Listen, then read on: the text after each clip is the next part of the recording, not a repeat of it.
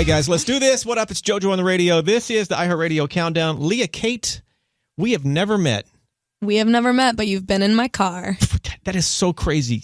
Sometimes when you're on the radio, you feel, people, well, you hope people are listening, but you're in a room by yourself. 100%. I mean, I feel the same way with my music. People are like, I love your song. I'm like, what?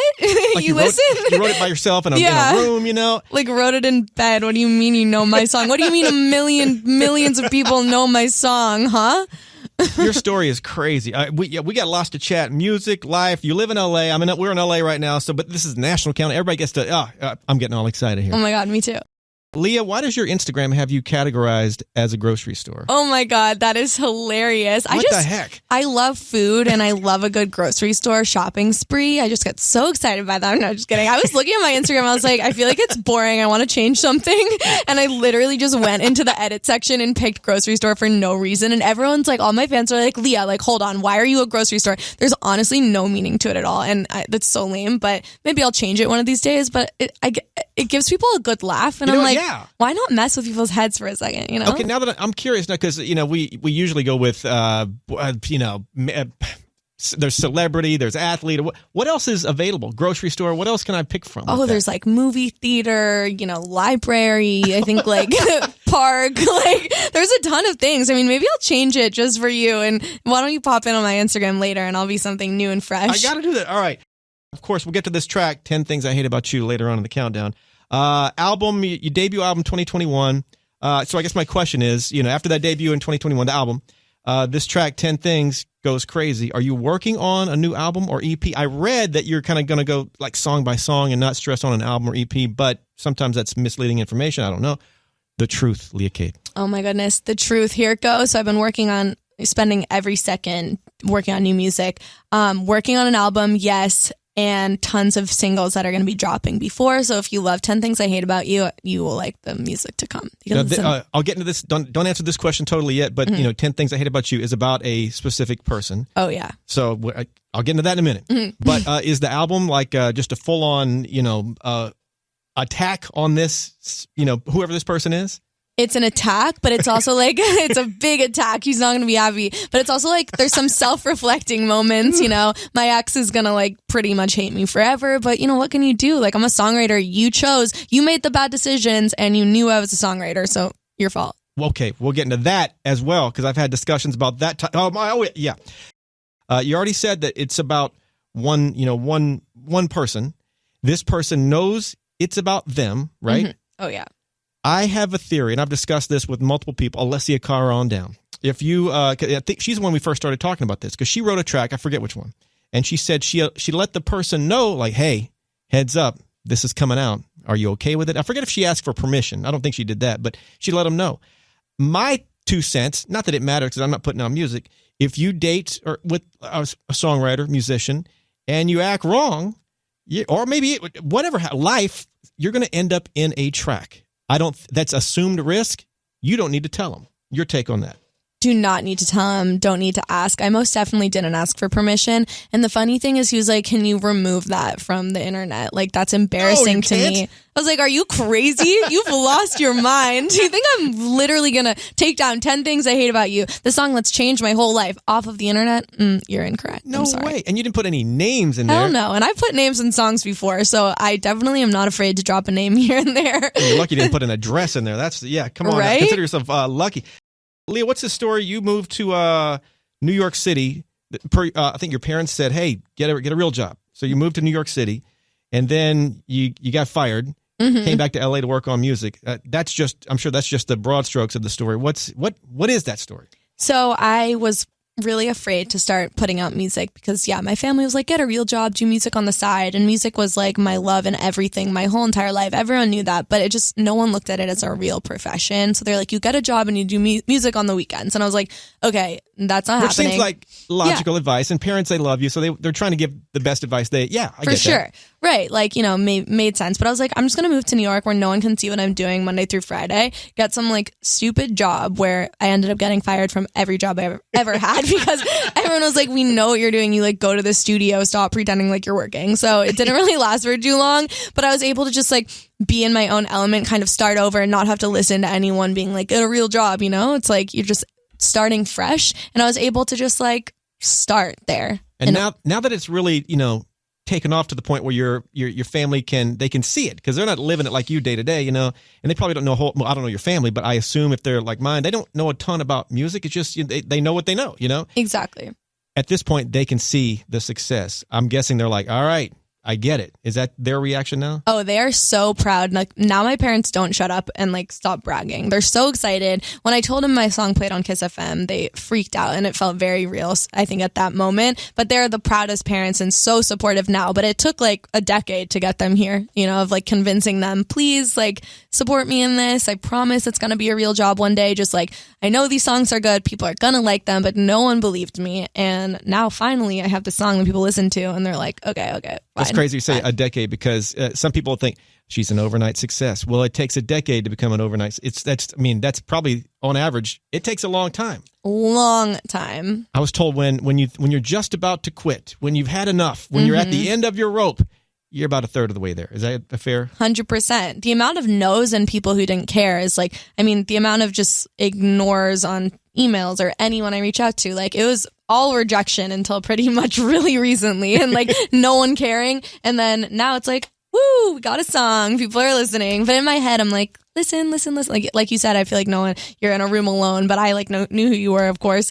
Feel the same way. I'm like, wait, what? People stream my song? Like, are you serious? It's so cool. Wait, such a good story, you guys. Leah, you toured with Madison Beer. Big shout to Madison. What's up? Another tour coming up later on summer. Talk about these tours. What's happening? So yes, I just did the European tour with Madison Beer. It was the best 5 weeks of my life. So much fun. Madison's so talented and incredible, and was the most supportive headline act I could have ever imagined going on my first tour with.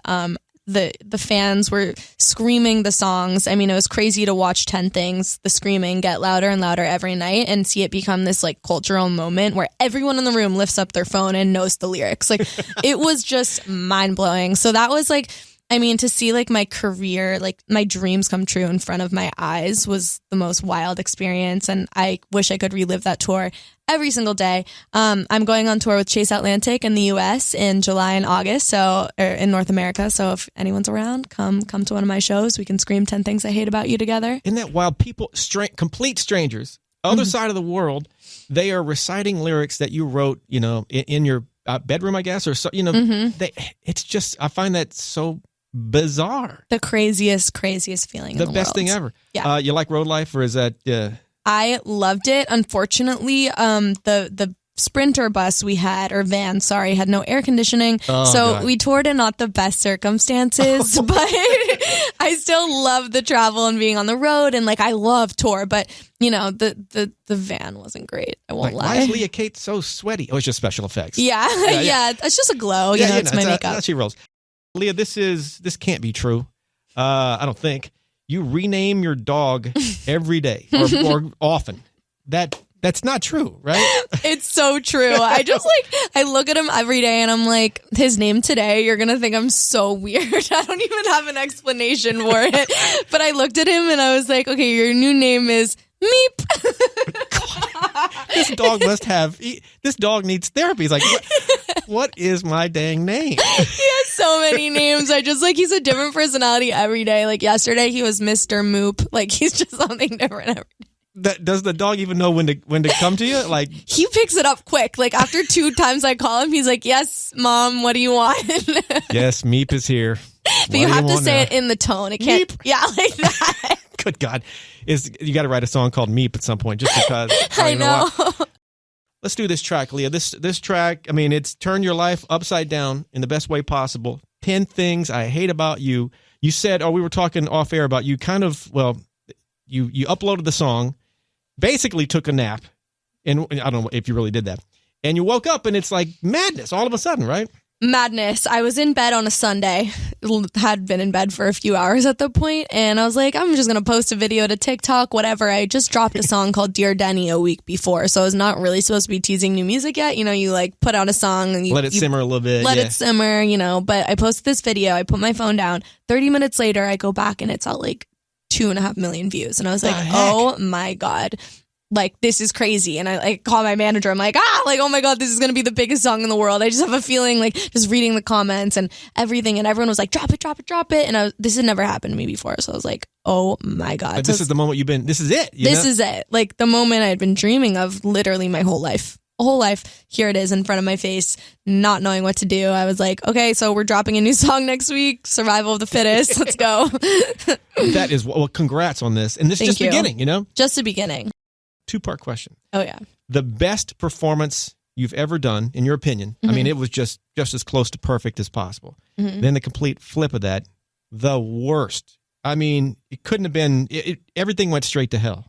Give me one of each. Oh my God. Okay. The best performance, let me think really quick, was probably my Paris show. I don't know. There's just something, the energy in that crowd was so insane. When I pulled up to the venue, there were 1,000 people on the line chanting my name. Shut up. And I was like, what is going on? Like, I have it on video. Everyone's like, Leah, Leah, Leah. I had not even opened the car door. And I was like, okay, apparently I have a lot of fans in Paris. Didn't know. So I had this just crazy energy. Wow. It was like, I couldn't even hear myself sing that night because they were so loud. I can't wait to go back there. Apparently I have an audience there. And there's worse places to have to go back and visit, like, oh yeah, bummer, I got to go to Paris. Yeah, kill me now. Oh my God, that sucks. So that was my best show because I was just like radiating from the energy. My worst show was also in Europe. I was losing my voice, a bit sick, and I had to go on a ferry. And I got really bad motion sickness, like in a car or a boat. But the ferry brought out something else. Like, I was very sick when I got to the venue. I had the craziest vertigo. Like, I felt like I was rocking. I thought I was going to faint midway through the show. I was planning my exit and what I was going to say when I had to storm off. It was 3 weeks into tour. Like, truly my voice was gone. I was going to say something to the crowd and just be like, guys, I can't sing tonight. Just sing super loud for me, please. So, it wasn't like it wasn't a bad show. I actually think I still crushed the show, but it was like the worst I've ever felt during a show. And like, the stage was rocking and I was like, God, what is going on right now? So that was probably the worst experience. So you're like this close on stage in front of however many fans. Yeah. About to throw up, basically. About to throw up. Like, may or may not have thrown up before the show. Okay. Oh, like TMI or not. Yeah. Sometimes, you know what? I've heard, like athletes have had like awful things and whatnot. Then they score like 100 points, or something. Right. I mean, sometimes you got to do what you got to do. You got to do. Is it true? This is another thing that I can see it being true, but to keep this up would be pretty wild. You write 5 songs a day on your like voice memos app. Do you 5 a day is, I mean, 5 in one day is crazy, but to keep that up on a regular? So I wouldn't say full songs, but at least starts in my voice notes. Like, I always just have crazy ideas and I'm like, oh, I'm going to turn that into a song. Like, I feel like I'm always thinking of concepts, or if I like experience, like I'm pissed at something or a text bothers me. I love how they're all mad things. Like, if I'm so angry, like I'm constantly, I think of like melody ideas. So maybe even like 10 times a day, I'm in my voice notes section just thinking of like random things because I'm crazy like that. So yeah, the rumors are true. You know what's going to happen when you're you're super happy now, you seem, but what's going to happen when life overall is just happy, happy, happy? Do you have to get pissed to keep to keep it up? Sometimes it's, it's good to have these like terrible people in my life or bad ex-boyfriends, like, because I always turn it into a song. So sometimes I'm like, yeah, I hope like, I want things to hit the fan so I can get that like anger back inside of me because I love a good mad song towards someone. Right. But I am obsessed with the paranormal, ghost, UFOs, all that craziness in between. I've got a podcast called Paranormalish. I mean, I've said this before. I'm off the deep end, clearly. Have you ever had, and it's okay if you haven't, but have you had a paranormal encounter? I feel like I've definitely seen ghosts before, or like weird things have happened. Like a door just like randomly opens and I'm like, what? How did that even happen? Or like just like weird something like moves or, stuff like that. Nothing past that, but like weird things that I'm like, okay, that light just turned off and on. I didn't do that. And this is a new house and it should be working just fine. Like, so I'm like, okay, someone's like here with me, ? Well, let me throw this a favor. And by the way, everybody has said no. Everybody tells me no. I think maybe one or two people. Most people say no. When you're on tour, which you're about to jump back on the road, and you're going to stay in some nice hotels, obviously, but a lot of these hotels have a history and a backstory, and there's always, not always, but often a haunted room. This happened in this room. Oh my God. Back in the 19 so-and-so, if you stay in this room, something happened. Request a haunted room. Stay in there. And if you survive, tell me what happened. What do you think? Oh my God, I'm going to do this just for you. My tour manager booked us in a castle once and like the whole thing was haunted, but I'm actually going to go out of my way and request a haunted room just to see what happens. If you do, oh my God, just let me know all the details. By the way, have you ever played the rave in Milwaukee? I have not. Okay, AJR, if you ever go to the rave, which you'll probably play there at some point. Yeah. AJR played a date there, and they're going to check in with, and they're on the podcast telling the story. They go to check into their dressing room in the back. One entrance to go into to my understanding. One entrance. They're in the little hallway. They open the door, take a peek in there. Pretty basic, nothing too crazy, They shut the door. They chat maybe, per them, 30, 45 seconds in the hallway. They open the door back up. The furniture's stacked up. And it's notorious for these type things to happen. So if you do the rave, among other places, whoa, check that out. Let me know. All right. Leah, I definitely will. You got it. Oh my God. Finally, somebody said yes. What's the story about you ran your record label from your bedroom? What's that? So I, for a long time, up until recently, was an independent artist, kind of doing everything on my own between like PR and, self-managed and just everything that really needs to be done. I mean, that's just boss status. Yeah, right? Like who else is going to do it? No one's going to care about you until like finally one day people do care. And no one's going to work as hard as you are. So I was doing everything, like the marketing, like, creative directing my own videos, just everything that needed to be done.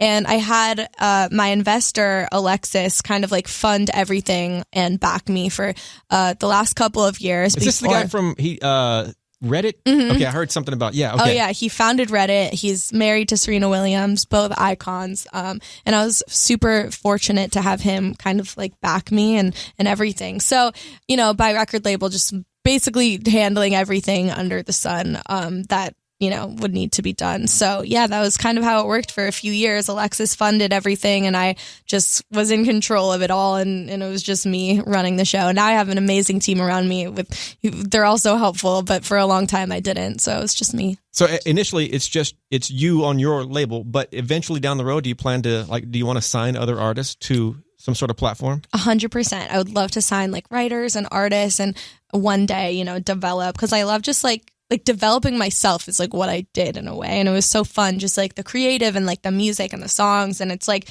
creating this brand. And that's so fun for me. I would love to do it with other artists. So one day down the line, I would love to sign other artists and writers and just help people, make their dreams come true. That's a super fascinating challenge. I've thought about doing something along those lines, but it's such a, it's a lot, that's a full-time job and then some. Full-time job. Leah Kate's hanging out. Obviously, 10 Things I Hate About You. If you're not on this track, I don't know where you are. It's put you on the map. I mean, congrats. Thank you. It's crazy. And the fact that this song has blown you up makes me dig into like your whole story. And we found some wild things about you. I mean, not like wild, but like what you have a secret talent for getting, if this is true, like really hard to get restaurant reservations. What does that mean? Like, because I need that talent. Oh my God.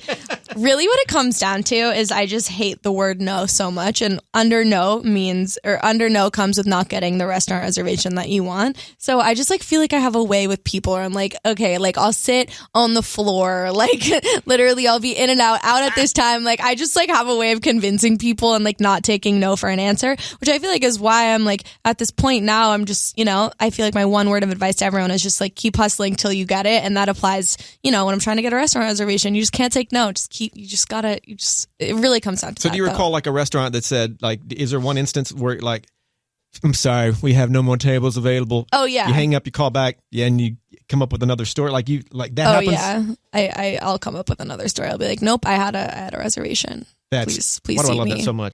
Things are going so good right now. But you were talking about like, a moment ago, talking about you have to go through so many no's, and like you've been working like a decade to get to this point, and some people think you're an overnight success when in a sense you've been working for years on this. Do you recall like an example of somebody saying, Leah, you'll never make it? Give me one of those. You don't have to name a name or anything, but Oh, there is this one music exec that I used to email all the time and be like, what do you think of this song? And she was a pretty big deal, and she'd always be like, no, this isn't good. No, the concept's not strong enough. No, the lyrics aren't strong enough. The production isn't great. Just like constant no. For years, I always just, because she was like the one person I knew in music, and I didn't know anyone. Like I had to like, meet people, DM people, email people. Like I was not connected in the music world. So she was my one person, and she would always pretty much tell me that like nothing is going to cut through because it wasn't good enough. And my one song, F Up the Friendship, I had sent her, and she was like, no. That was my first song to like really blow up. But it was just constant no. Like, you got to keep working, keep grinding. Like, you're not good enough, basically. I was like, you're actually wrong because this song exploded. So yeah. And if you would have taken her advice, being the professional that she is, I mean, apparently you sucked, according to her. Yeah, I sucked. Here you are, Mm-hmm. Leah Kate, congrats on, taking those no's and turning them into big fat yeses. I mean, this is huge. Congrats on everything. Thank you. Quick recap, 10 Things I Hate About You. Obviously, it's out. Jump on this track. Working on new music daily, obviously. Mm-hmm. Possibly an album. If you do put like later this year, early next, is that kind of what you're thinking? Or hoping later this year. Of course, tours like crazy all over the place. What am I forgetting to ask you? Ooh. That's sort of a cheating kind of question, but what am I forgetting? I guess just like, what are you forgetting to ask me? My God. We'll leave it at that if that's, but. I think just like, for everyone listening, if you like my music, reach out, come say hi. I love talking to all my fans and people who love the music. It makes me so happy. I spend hours every day just replying to people. So that's not really a question that you forgot to ask, but Good. just, Leah is hey. Connect with Leah Kate. Blowing up for sure. It's a pleasure to meet you. Thank you. So good meeting you. This is so fun. Oh my God. Yeah. Same for me here. At the end of every interview, Leah Kate, fist bump to make it official. Fist bump. Bye-yam. Woo.